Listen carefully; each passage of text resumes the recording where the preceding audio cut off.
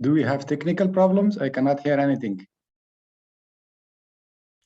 Yeah, I cannot hear anything either. Can you hear me, Amin? Yes, yes. Okay. I think Joyce is introducing something somewhere. It's coming back to us. Don't worry about it. Okay. My brother, you are living over here in the US, no? No, I'm living in Czech Republic. Oh, you are living in Czech Republic. Okay. Yeah. Okay. I have a lot of Afghani friends in the US and Europe. Okay. In the US and in Europe. My apologies, Joyce, we cannot hear you. Yes, we can hear me now. My apologies, Yes. everyone. My internet service went out. There was a power surge of some sort, and I lost power completely. And I've been frantic, of course, trying to get it back on. But we're back, and we can begin our conversation now. Okay. First of all, welcome everyone. And again, my apologies. We are now, let me make sure, yes, we are live on Facebook as well. So good, everything is in order. We have with us today a gentleman who I think is the perfect person for us to talk to. He has a great deal of experience in Afghanistan and in this whole area. Amin Mudaqiq is the director of Radio Free Europe, Radio Liberty's Pashto-language service to Pakistan's tribal regions, Radio Mashaal. He previously served as Kabul Bureau Chief for RFERL's Afghan Service, where I worked for about 5 years. He was there from 2004 to 2011. And I was there, I think I left in about 2007, 2008. But prior to joining RFERL, Mudaqiq worked in the US consulate in Peshawar and as an information assistant and as an editor of Ittilaat and the US government's Dari Pashto publication. So I want to welcome him, and I am also delighted to inform you that we have also with us to help us in our conversation, Dr. Mehdi Norbash, who you all know is the vice president of the founding vice president of the World Affairs Council of Harrisburg and a professor at Harrisburg University. Welcome, Dr. Mehdi. I guess he may have lost power too. There's something. No. Come over here. Thank you. You're both here. Come over here. Yeah. Okay, well, listen, why don't we get started now? I mean, I'd like you to just kind of lay out, listen, the US has retaliated. So would you bring us up to date where things stand right at this minute? Well, about the ISIS attack? Yes. Yeah, yes. Unfortunately, the ISIS mercilessly attacked a big crowd, a huge crowd, which was built, because the US and the Western allies were caught by surprise by the dramatic event which happened in Afghanistan. No one expected that the Kabul will fall that much soon, because if Herat can defend itself for a month, Kandahar for a month, and Helmand for a month, and everybody believed that Kabul will at least defend itself for 3 months. But on August 14, when the Taliban came to the gate of Kabul, and they actually made an announcement that they will not enter the city. Although at some part, they were already in the city, like they were in Babar Garden, which is hardly 5 kilometers away from the palace. But officially, they said that they will not enter the Kabul, and they did good on their promise. But as soon as President Ghani left the country, things fell apart. And police stations were vacated, army withdraw, and actually in a matter of hours, no one was in power in Kabul. So that forced the people of Kabul to call the Taliban to come in. They quickly came in, and by midnight of August 14, Talibans were there. And one of the things which the Afghans are thankful to the Taliban were that they prevented a big tragedy and a big catastrophe of looting the capital. Because in a few hours, they succeeded to take hold of all the police stations, and they were almost everywhere. Because my family was in Kabul, I was with them with contact hour by hour. Wow. They were so much afraid, and US citizens were there, green card holder were there. So they were virtually taking arms to defend themselves, but times did not come for that. And the Taliban were so quick to take things in control. But because the event was so dramatic, the Western embassies were not prepared for such a a quick collapse. So they had no system in place to evacuate people. They suddenly asked the U.S. citizens or all the Western citizens and their allies who work with them to come to the airport gates. In an hour or two, thousands of people gathered at the gates. And because thousands of people, or even tens of thousands of people, were already living in Kabul as displaced people from the provinces, when these displaced people who were living virtually on the streets in parks, when they saw that people are rushing to our airport, they also joined them. So the crowd has been doubled. And then those Afghans who work with the consulates, with the international NGOs, from all 34 provinces, they also started pouring in. So in one day, by August 15, when we saw Kabul in the Taliban's full control, we saw at least 50,000 people around the airport. So that make a perfect target for the ISIS to come in and hit them, because they usually like to kill as many people as possible. Yeah. Despite all the warning by the US, by the British, by Australian, and even by the Taliban, people did not stop, to go to the airport, and people did not disperse from the airport. It is because people were so desperate, and previously when there was such a kind of a chaos in Afghanistan or Kabul, people were usually going to Pakistan or Iran, and some to Tajikistan, Uzbekistan. But because the neighboring country were all prepared, all the routes were closed. So they had no other way but to go to the airport. So we see that either do or die, the airport is the only way. Finally, this tragedy happened. Over 200 people killed, and Afghan killed, including 13 service members. And IS succeeded at dark time, because you see the road leading to the airport could not be completely blocked because thousands of families are living there. So what they did, they blocked the corridor, and in the first line you had Taliban, then you have thousands and thousands of people. In the end of the crowd, you have the US soldiers in 3 lines: the big walls, the smaller wall, and then the smaller wall. So what they did, they penetrated in the crowd in the dark time, and succeeded to reach the front of the crowd, where the crowd were dealing with the US soldiers, and the evacuation was in full swing. So they detonated their vest, and killed and injured hundreds of people. In the United States, in retaliation, last night struck a target in Jalalabad city, in the 7th district of Jalalabad city. People thought that because the US struck so quickly, so early, it may harm.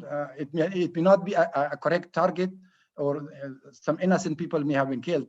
But to my surprise, when a local news agency reported this morning from Jalalabad, they said that when the house was hit, the Taliban reached the area, and a lot of weapons and ammunitions were discovered from that house which was hit. So it means it was the right target that the US hit. So right now, yeah, the overview of the situation is the Taliban are in full control of the city. When they entered the city at the first week, there was more optimism, to be honest, because although they were in full control of the city, they announced amnesty to the people. They announced that all women can come and start working in Kabul, and some of the women also went to their work. And the TV anchors, the female anchors, appeared on screen. The female journalists were on the street of Kabul reporting in front of Taliban. Nothing happened. But unfortunately, and as we are entering the second weeks, some of these hopes are fading, because as more and more conservative Taliban started coming into the city, particularly now, as they call it, 313 units, 313 units of Taliban are controlling Kabul, which is the nickname of Haqqani Network. So as they came to Kabul, the women were stopped from working at the government offices. Even some women positions were at the national radio televisions, RTA, were already given to a male Taliban. They are occupying their post, which means they were fired actually. So the Taliban promised that the bank will be open. This did not happen. And the Taliban promised amnesty for everyone. This is being violated on many occasions. And in the Panjshir front also start emerging. And this has also caused some concern in the mind of people that the war and violence may return. And finally, with the incident at the airport, people are just hopeless, and that they are confused that where the situation will go, because they see violence started on one hand, and it's a strong warning to the people, to the Taliban, and to the Western powers that the drama did not end by capturing Kabul by Taliban. Absolutely, the drama did not end, but you've shed a lot of light. You've really explained some things. The first thing that was surprising to me is that the people actually welcomed the Taliban at first because they needed some sort of stability. Why do you think the president left so quickly? I mean, what is the rationale for that? I think it was understood quite clearly right from the beginning. Even since President Ghani took power, the disciplines in order in the army fell apart, because after this noise over the election result, after this controversial election, with the mediation of Secretary John Kerry, a national unity government was formed. National unity government in the other world means that there will be share in the cabinet. But unfortunately, in Afghanistan, it means share in the security forces as well. So you had 50-50% appointment in the army, in the police, in everywhere. So the army was divided, the discipline of the army, the hierarchy in the army has collapsed, even to the extent that 2 days before the collapse of Kabul, I mean, Kabul collapsed on Saturday, on Thursday, the American forces went to the palace and they actually pushed out the presidential Afghan Guard, which is called PPS, Presidential Palace. So the American took direct control of the president's security because they didn't believe, they didn't trust these people. So the president, escorted by American bodyguard, was going toward, according to him, toward the control and command center. That suddenly he found that the Taliban are already in the city. The infiltrators are already in the city, and he changed commander after commanders, and nobody was obeying him because he didn't know who is who in the army. 50% of the army was already, appointed by Dr. Abdullah, who was his opponent, and he didn't trust them. And the special force was the only force which was trustable. But then even these forces were exhausted, and when the people understood that now the Taliban's at the gate of Kabul, nobody at the security forces were able to stand. And also he heard that all the police stations are being vacated, despite the fact that over the night the defense minister, the interior minister were calling on them that stay at their posts, stay at their positions, and the Taliban will not enter the city. But police and military officers, having fear the Taliban from their previous terms, they couldn't stand their positions. So as the city was evacuated, then the president have decided, because the Taliban were close to the palace, and the infiltrators were there, so he didn't know that who in the army could be trusted and who could not be trusted. So he said that instead of fearing to be like President Najibullah hanged, so he could, but his departure then his departure finished everything. It means total collapse. Well, it sounds like also, I think before I'm going to ask Dr. Mehdi to offer his questions or comments, but the one thing I want people to be aware of, because there's a lot of confusion in the United States, you know, people aren't following this and they just don't understand. Explain to them the difference between the Taliban and ISIS-K. Because people sometimes confuse, they think it's all one thing, but it's two separate things. And so talk about that. Well, now there are huge differences. Even there are differences religiously.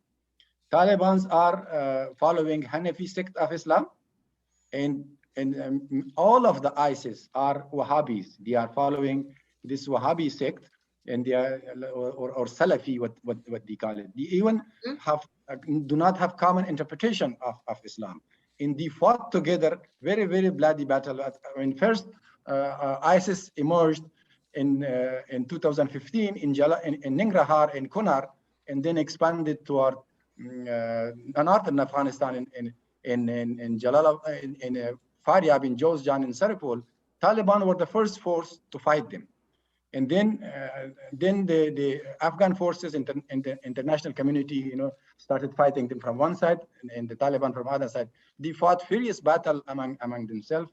So the Taliban, the ISIS are mostly getting their message or getting their inspirations from ISIS in Syria, in Iraq, and in the Middle East, while the Talibans are getting their inspiration from Pakistani madrasas, you know, from Akanis, or from. Yeah. So there is a huge difference between them, and they are not one force. That's one of the things I think Americans who don't pay attention and who don't understand Islam really don't get, that there are different interpretations of the religion, of the Quran, of Hadith, the sayings and deeds of the Prophet. And there are different schools of Islamic jurisprudence that people follow there. And so when we're talking about these groups, we should understand there are religious and ideological differences between them in how they interpret the religion. But Dr. Mehdi, I'm going to pull you in here because you're really the expert. So why don't you let us see what your thoughts are and talk. Overall, you know, I totally understand what Amin is talking about, you know, religion. But religions, you can, or somebody overall, you know, can belong to one of the four schools of theology in Islam. But even within a school of theology, you have perspectives. And we have to recognize that. And that's, of course, very important.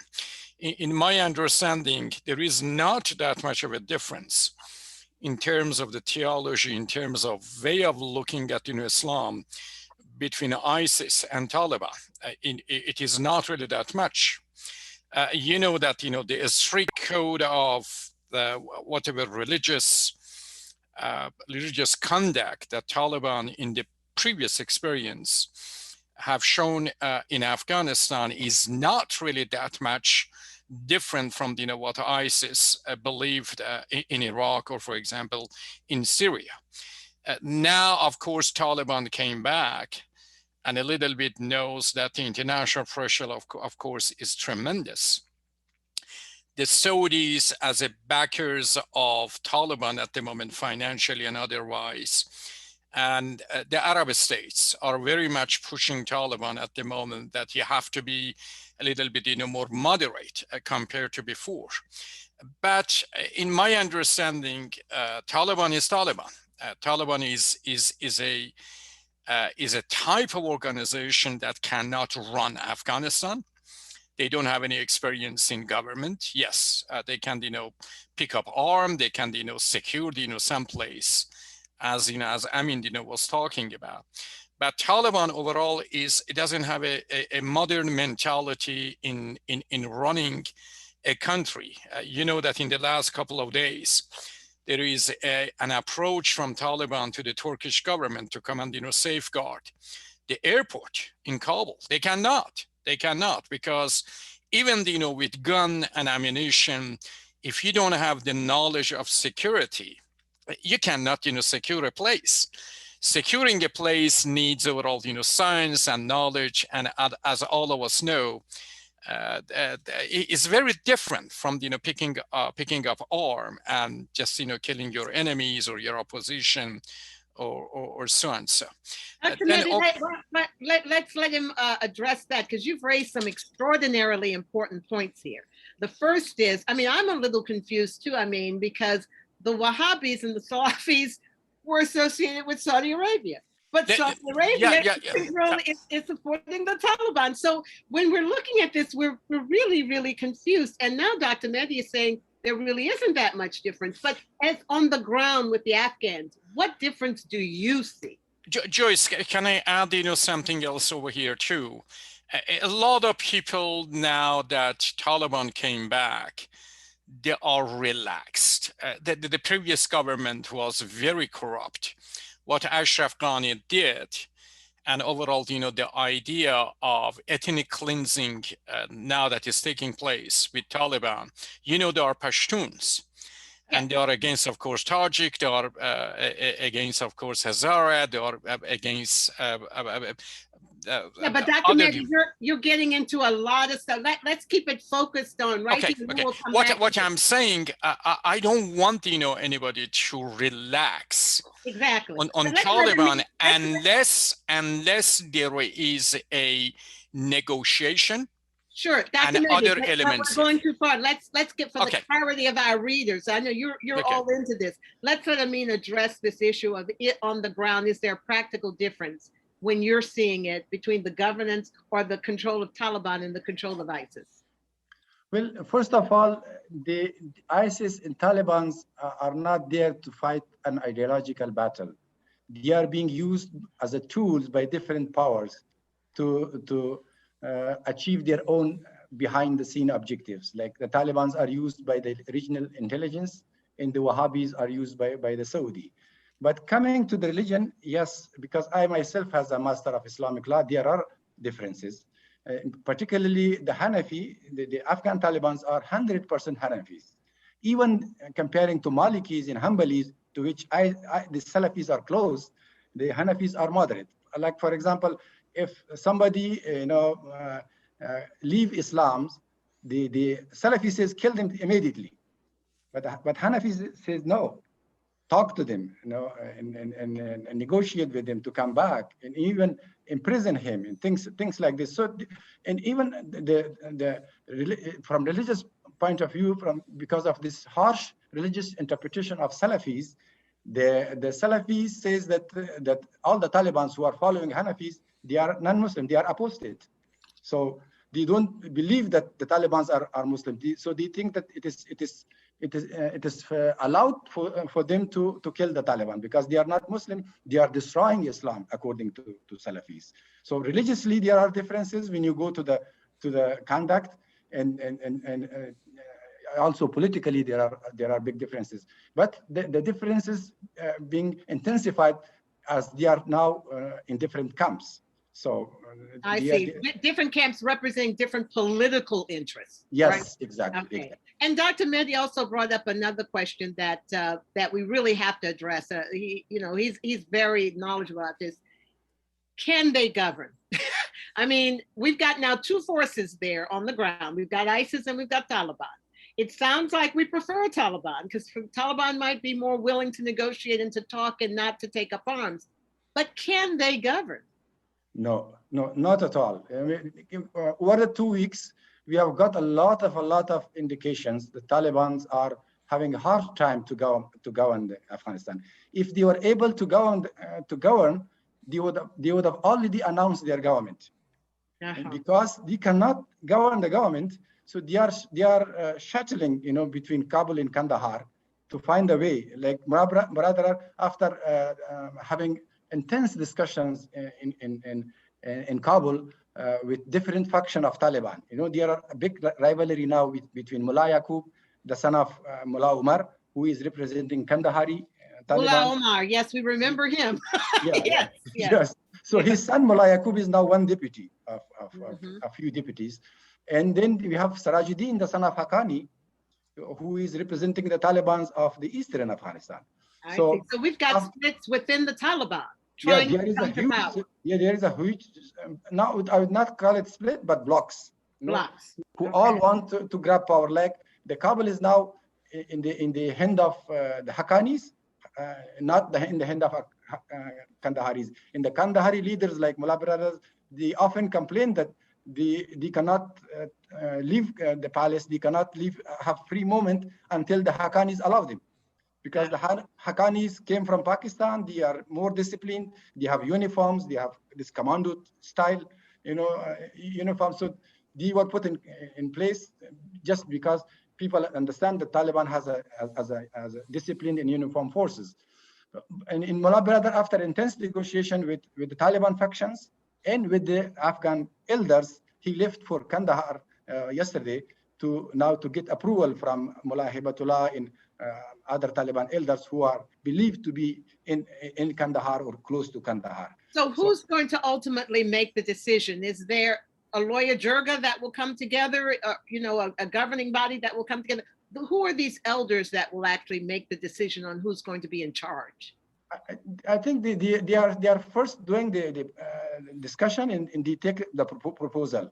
The Taliban leaders are taking proposal, and then it has to be approved by Hibatullah, the Amir al-Mu'minin, or the. So once this is approved, the Taliban, if you look at an exclusive interview of Zabihullah Mujahid to a local news agency which is very close to Taliban called EIP, he said that they are trying very much hard to bring, according to him, well-known personalities, well-known people to the inclusive government.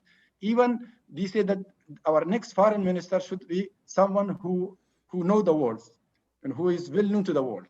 And there were talks, there were rumors that they are thinking about the Karzai's time foreign minister, like Dr. Abdullah, Dr. Spanta, in these kind of people. And as Dr. Mehdi mentioned, the Taliban asked the Turkish government to provide technical support, not security, technical support of running the airport. And the talks collapsed. The Turkish rejected the offer, the request, because the Turkish said that if they are not in charge of the security, they cannot bring their engineers to work under the Taliban. I mean, let me ask you one question. Joyce, can I ask a question? Yeah, please, go ahead. Hibatullah belongs to the Kandahari, no? Or the Haqqani? He belongs to Kandahari, yes. Kandahari, yeah. Hibatullah is a spiritual leader of the whole Taliban.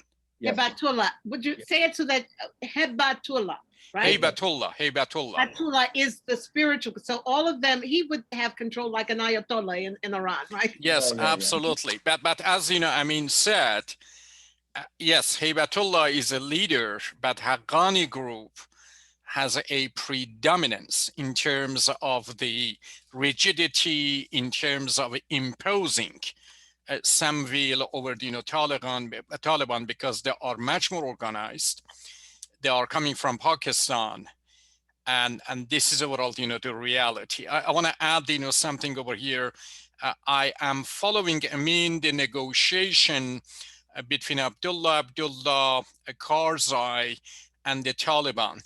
Do you know where they are today in terms of how they what's the conclusion, where they are in terms of the I have my sources. I want to get information from you too. Go ahead. Well, as I said before, I think the consultation is almost complete. Yeah. And now the proposal reportedly, as some sources told me that last night, that the proposal were met. And now the Mullah brother was dispatched to Kandahar. He's still in Kandahar. If these proposals are approved, then they will come in and announce the what they call it inclusive government. But so far nobody knows what are in this proposal. But this is indications are that there will be some non-Talibans in this. And then Mullah brother want to get the confirmation of Hibatullah. Yes. Exactly. Okay. So Dr. Mehdi brought up another point, and I'm hearing this. If the Taliban can't really govern, ISIS clearly can't govern, but they're going to be a real problem for them if they can't control it. It makes sense to me that the countries on the outside are looking for ways they can come in to control, right? Am I right or wrong about that? I mean, do you have to worry about Turkey wanting to move in and actually take control? what Pakistan seems to me will have a huge influence. Yeah, this is the next stage. You know, now all eyes are on this so-called inclusive government. If the Taliban succeed to form an inclusive government which can get along with the international community and bring back some of these diplomats who packed up and left the country, and also the manage the Panjshir issue, then there is a hope that not only Afghanistan will be moving in the right direction, so many other fallouts, so many other problems will be avoided.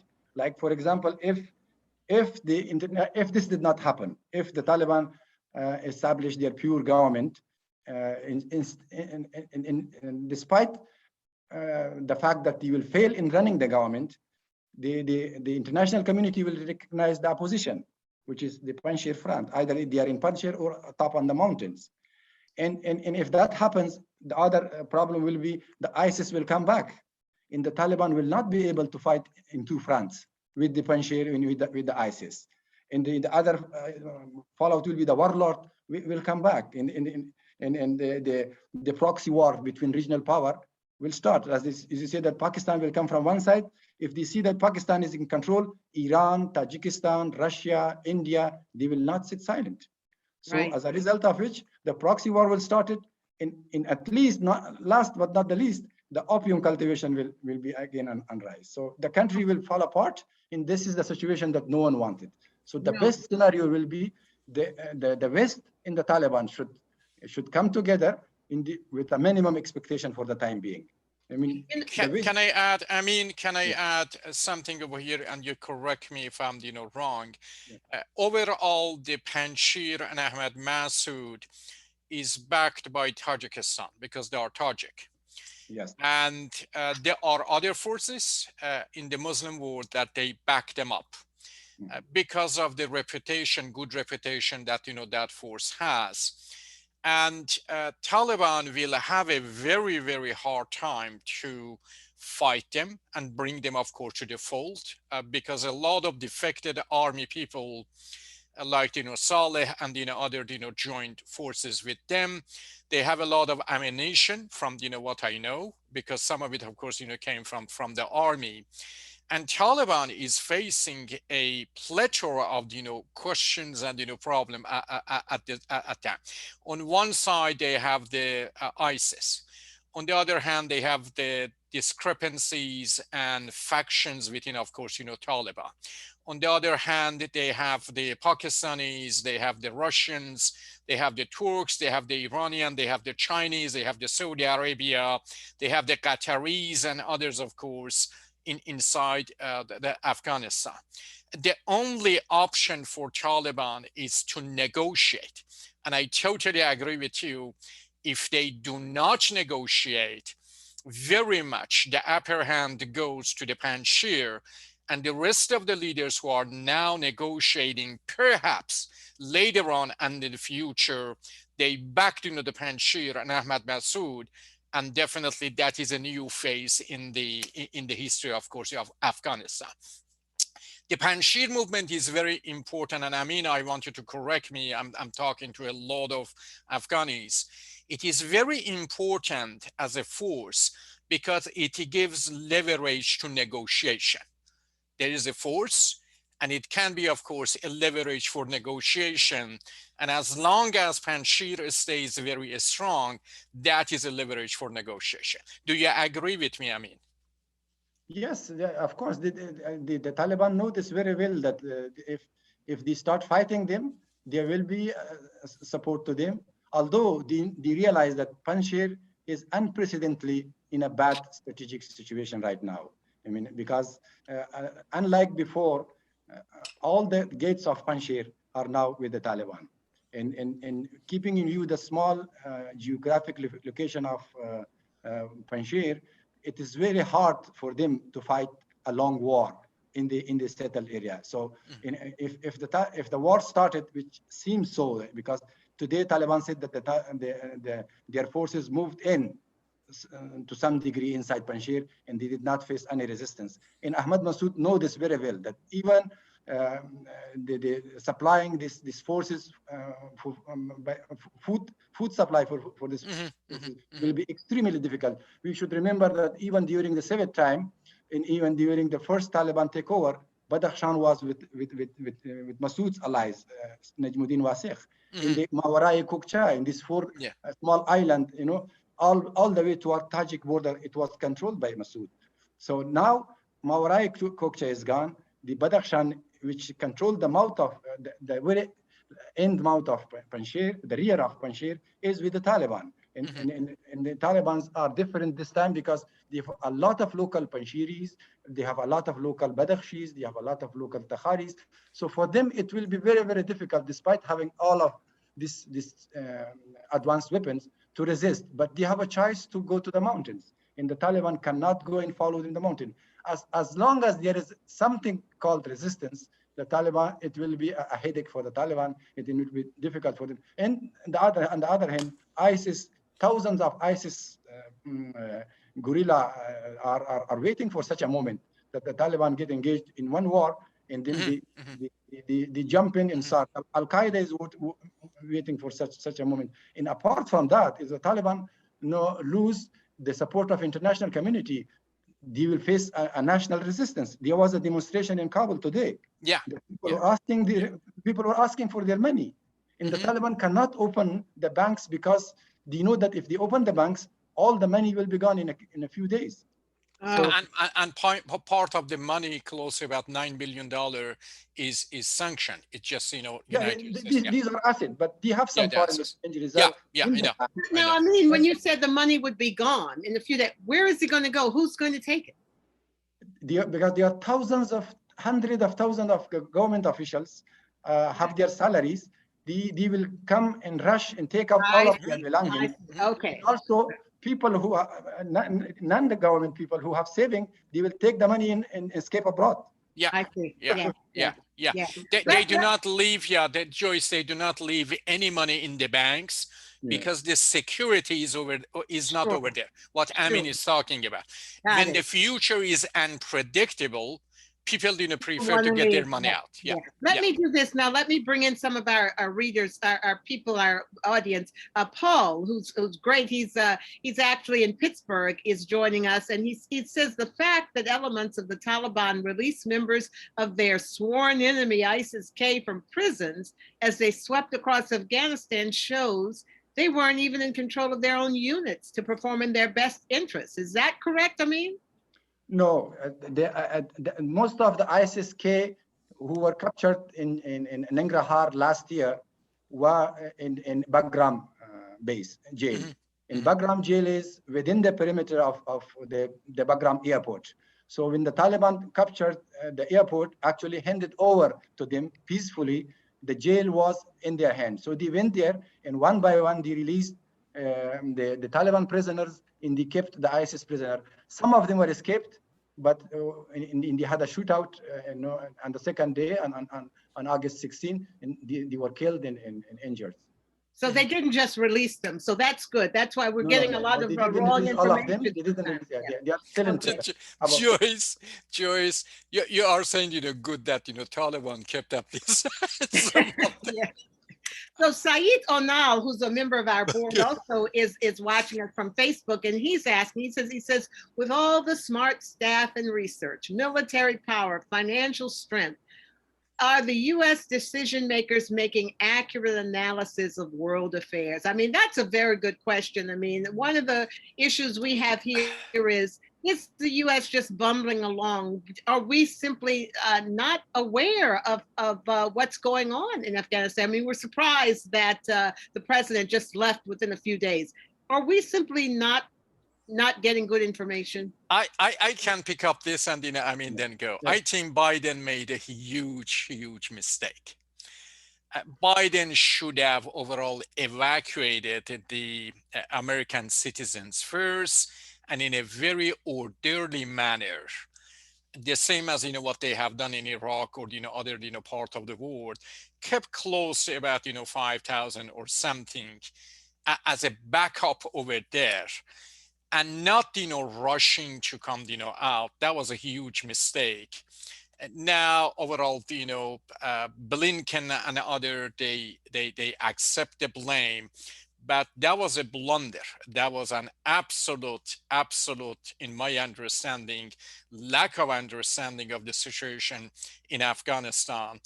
And 20 years, United States spent money and blood in that country, and during that 20 years, and that was overall, my discussion. A lot of civic organizations were, of course, built. A lot of women were educated. A new generation came, of course, to the forefront, and leaving them, that day, that way, very abruptly, that was an absolute overall, misunderstanding of the whole, situation. United States should have done a better, planning, a better, way, to come out gradually, not that, abruptly. I totally understand what Biden is talking about, nation building. Yes, United States is not, good in nation building, but overall, turn a blind eye during 20 years on corrupt governments in Afghanistan is not the way to go. No, but it seems like that's what we do all over the world, because yeah. And do you know what? And do you know what Joyce is from the Bush, Obama, Trump, and of course Biden time? None of them really looked at that government and say, this government that we are spending money and blood on the situation in Afghanistan should respect the rule of law, should respect overall inclusion, eradicate corruption. None of them did it. None of them did it. Except I wonder, as you look around, if you're president, who do you have to work with? That's the thing. I mean, why don't you comment on this? Well, I think to some degree I agree with Doctor, but as I said before, the event was such a dramatic that even I, as an Afghan citizen, could not evacuate my wife.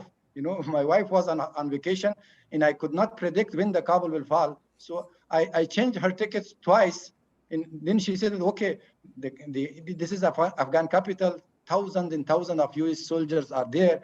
It will be okay, at least for 1 or 2 months. So give me one more week. So before that week expired, the Kabul collapsed, and she was stranded at the end. Yeah, so I happen to agree with that. I think, frankly, I'm going to say something that is going to be a little grating, but when you lose a war like this, when you lose it, I don't see how you can manage your escape very well. I mean, I just, especially, I mean, and correct me, I mean, if I'm wrong, when I look at the fact that President Trump announced the withdrawal, and that gives any element of surprise away. I mean, we were going, unless Biden came in and said, no, we're not. It left him in a complete bind. I mean, even Trump has said, he boxed him in. I mean, when you box someone in, it has repercussions on the ground. Am I analyzing this wrong? I mean, no, you are right. When President Trump announced, people couldn't believe this 100% because they said that it is the last year, so election is coming. If they are Democrats, even the Afghan government was saying that if Democrat came into power, they will not abandon Afghanistan. They will not go for zero option because they know that. The current status of the Afghan army, the lack of discipline, the lack of leadership, the lack of command and control, and also the dependability of them on the American air power. So make all the ground for a total collapse. If you don't have an army which has command and control, if you don't have an army which could be financed by the Afghan government, so if the American withdraw, the collapse will be imminent. They thought that the Democrats will realize this, and at least they will keep Bagram. Right. So, and I still believe that even if Bagram, with the current amount of force that the United States has at the airport, like 2,000-3,000 were there, the Afghan government and the Afghan army will not collapse. Because every time when there was difficult time, the Afghan army and Afghan security was saying that, okay, if we couldn't do it, the Americans are there. But now when they saw that Americans are evacuating Kandahar, Helmand, and base after base, and in the way Bagram was also evacuated, they lost their hopes. Right. So that's why it brought us to a total collapse. And about the withdrawal of U.S. citizens, I think they were free citizens at that time when nobody believes that the government will collapse soon. Even if the US announced to them that they should withdraw, commercial flights were there, they were not willing because most of them are Afghan Americans. And about the allies or the Afghan who work with the US, like people at the US Embassy, these intellectuals, the United States need them for the embassy, for their installation. And for example, say if you tell to the member of parliament to leave the country 3 months ago, they would not believe you. So it was very difficult. Like even with the current situation, there are still American citizens who are not willing to leave the country. Wow. Wow. Joyce, let me overall, support what, Amin said over here.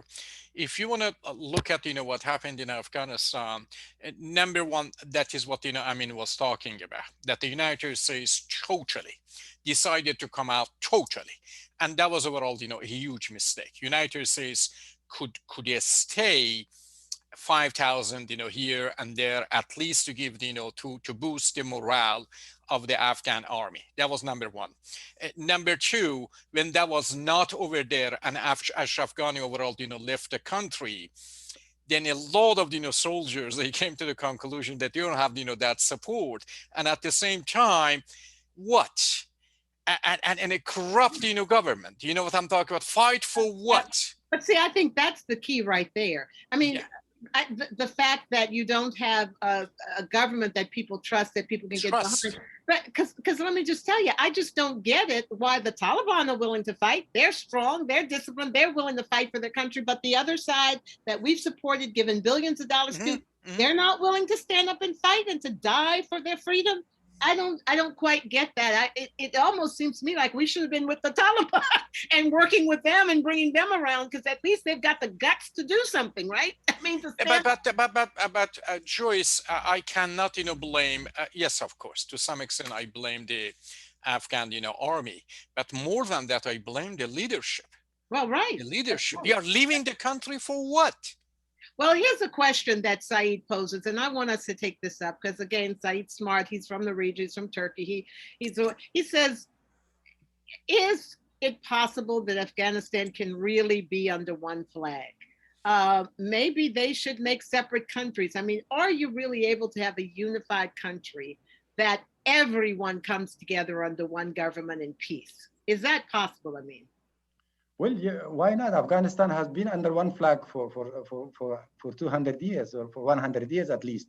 That flag was first introduced by King Nader Khan, which is almost 100 years. I mean, it was a little bit different from Amanullah Khan. But if there is a government in Afghanistan which correspond to the reality of on the ground, that will last. Because I mean, I was involved in a. I'll tell you a story that I was involved in a first presidential debate, of Afghanistan, and then we had the national security advisor of President Clinton, late Brzezinski, laughing at these things. He said that it's a tribal country. Instead of holding a tribal jirga to select their president, they have presidential debate like the United States, So it's something premature for them. It's just waste of time, waste of money. Afghanistan should select their leader as according to the law of the land, as according to. So in 1 year, Afghanistan jumped from a backward tribal society to a U.S. democracy. So that's why people could not absorb it, See, I have to support 100%, what Amin said, and go back, Joyce, to your argument and discussion that sometimes leaders in the Western countries, they do not understand the society.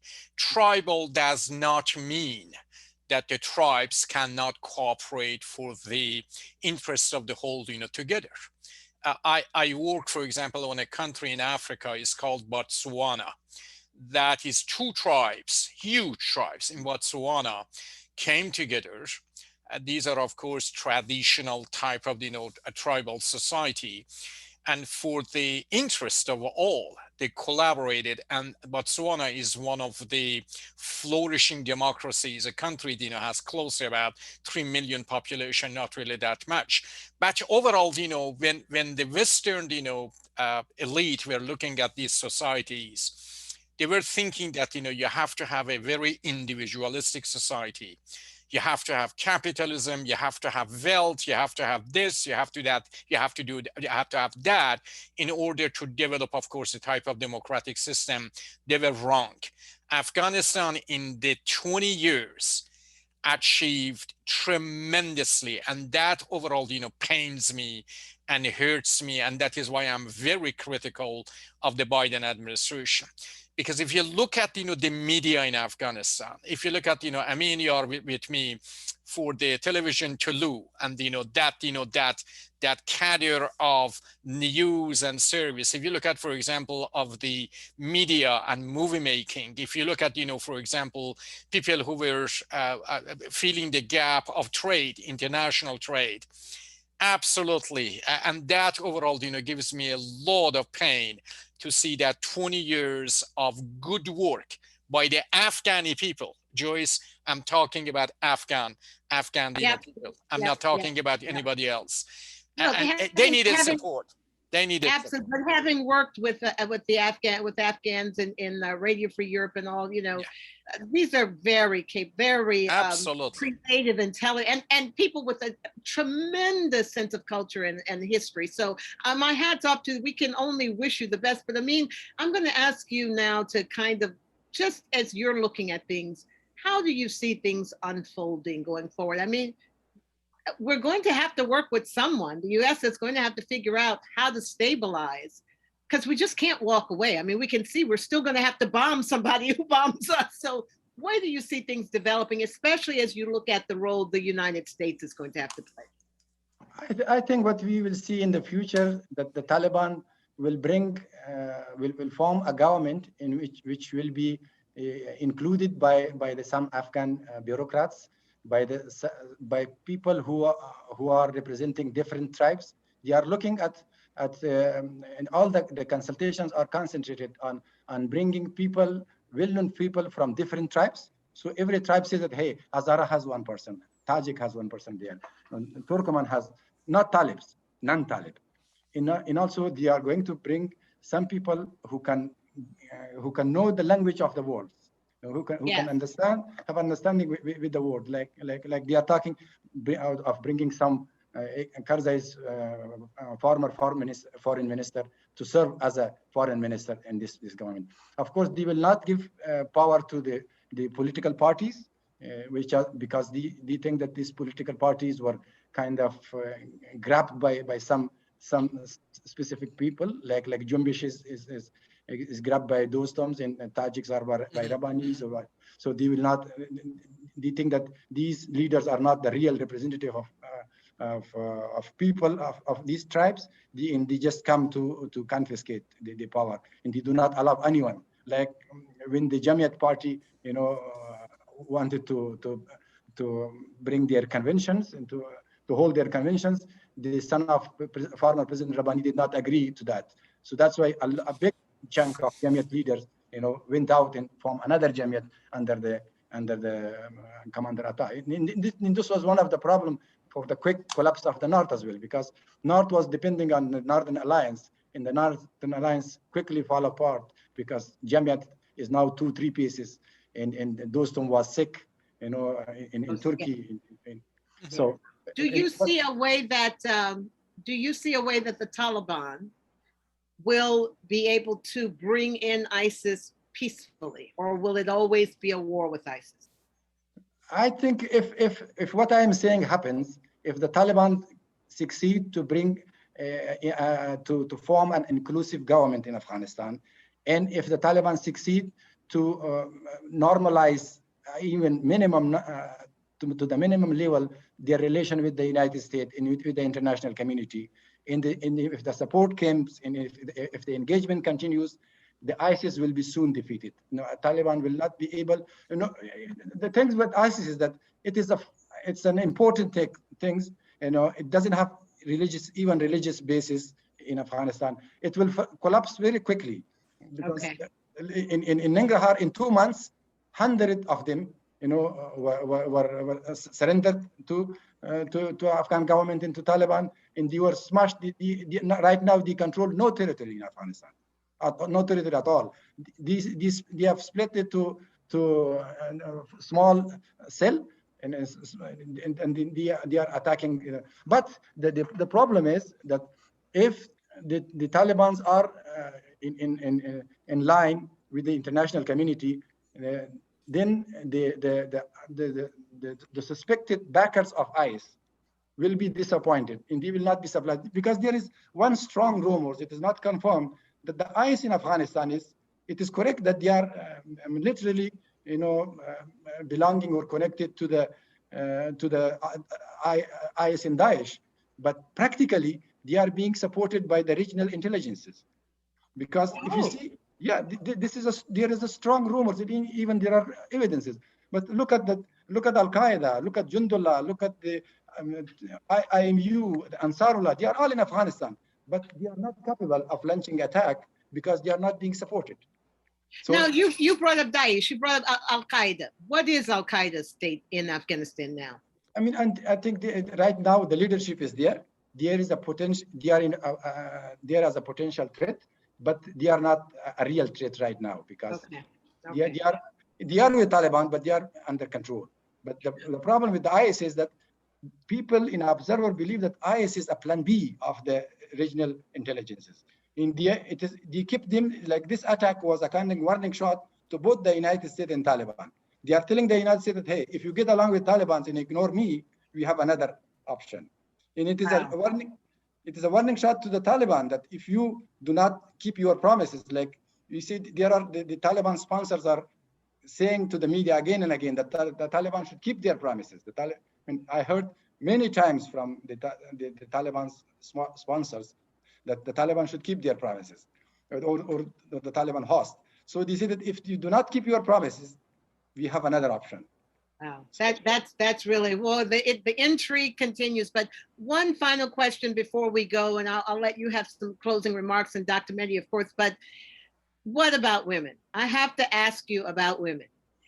Yeah. I mean, does it look like women are in for another period of darkness? Half of Afghanistan's brilliance is in its women. I've met many of them, and we've talked. These are incredibly gifted women, and they can't be shackled. What is the prospect that Taliban will allow them to flourish? I think they will not be in a situation like they were in 90s, but they will not get their total freedom as well. So, because I agree that the Taliban are the same Taliban, their theology and ideologies are the same, but the reality on the ground has changed. So Afghanistan is not Afghanistan of 20 years ago. It is a time of digital and internet era. And at that time, the Taliban were not allowing televisions. They were hanging televisions, but now they are talking in televisions. So at that time, even I was with the American delegations in Herat, that they were not allowing us to take pictures until we showed the decree of Mullah Omar that these folks are allowed. Yeah. So now they are talking live to the televisions, and keeping in view this reality, running of Afghanistan today is not possible for them unless they get the support of the international community. And they know this very well, that if they do not allow women to work, the world will not support them. And they realize this. So that's why they will give some freedom to the women gradually, and hopefully that level will increase, and as the time comes, as their dependency on the international community increase, step by step as they go forward. For example, they cannot run. Just yesterday, the Taliban issued a decree that all women of the health sector, being doctors, nurses, clerk, computer specialists, all women should return to the work. Good. And they will be paid. They need them, yeah. Yes. So I think the next will be education, because they know that they cannot run the education system of Afghanistan of today, which has private sectors, private colleges, private universities. And at that time, there was only one Kabul University. without women. So like there was an interesting argument between Taliban and Kabul university professor who said into law, he said that the Taliban told us there should be a segregation in the classes, in the classes in the universities. And then the professor said that I told him in the engineering university, where women do not want to be engineers in Afghanistan, in agriculture university, we have barely one girl in one class. So do you think I should form another class for one girl or two girls? So there was no answer to that. In the private sector, the problem is even difficult, because in the private sector, they have to pay them, they have to have a new classes. So it's impossible. But what they are worrying, what they are concerned about is that they cannot go beyond their limit, because right now, the most conservative, the most hard-hit extremist Taliban fighters who know nothing about these things, about these politics, how the country will be run, how the problems will be, how the fallout will be, they are now in Kabul.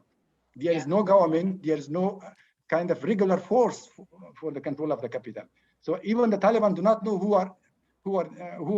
which group of Taliban from where came to the capital. Like when they hit the cameraman of Tulu TV, the Taliban expressed complete ignorance of who they are. So they are searching now for these Taliban. So under such conditions, they cannot allow total freedom for the women to come. And I think it is understandable. But with the time pass, if the engagement of the international community become conditional to this kind of improvement, I think Taliban has no way to give at least some freedom to the women. I mean, we're in the 21st century, right? We have, I mean, and the point is, the country needs these brains. That's the thing. Dr. Mehdi, do you want to have some closing Yeah, remarks? I wanted to confirm that observation that Amin had at the end, that Taliban has not changed that much. But the Afghan society in the last 20 years changed tremendously. And Taliban is facing a new reality. And one more thing, to be added over here, the international community also cannot tolerate a Taliban of 20 years ago. They have tools of sanctions, they have other, tools to pressure, the government. And I hope, I hope the same as Amin, that yes, we can accept that, Taliban is a reality of Afghanistan. But I hope with the inclusiveness and a government that brings, of course, everybody together in Afghanistan, the role of Taliban diminished overall, to some extent. And the bureaucrats and others, of course, run the government. And I don't know if that is overall, doable in the next 2-3 months, until overall Taliban come to the realization that they cannot do it without other of course, other tribes and other people in Afghanistan. Sometimes people's like, of course, Taliban and people in my country, they realize very late. And I hope, they realize it, earlier than, late, and bring, of course, everybody together. Yeah, I'm done. Very good. Well, I noticed that one of our people who are joining us really wants to know how to stay informed. They mentioned Al Jazeera, but I also gave them the link for Al Ganhara so that they can get information directly from people on the ground in Afghanistan. But there's so much more we could talk about here, but I'm going to honor your time. I mean, I know it's late where you are, and really just thank you again for taking time. We really appreciate what you're doing. We know your work is difficult, and please do express our sincere appreciation to your colleagues for what you are doing and the role you are playing in helping people stay informed. You are appreciated very, very much, and our prayers are with you.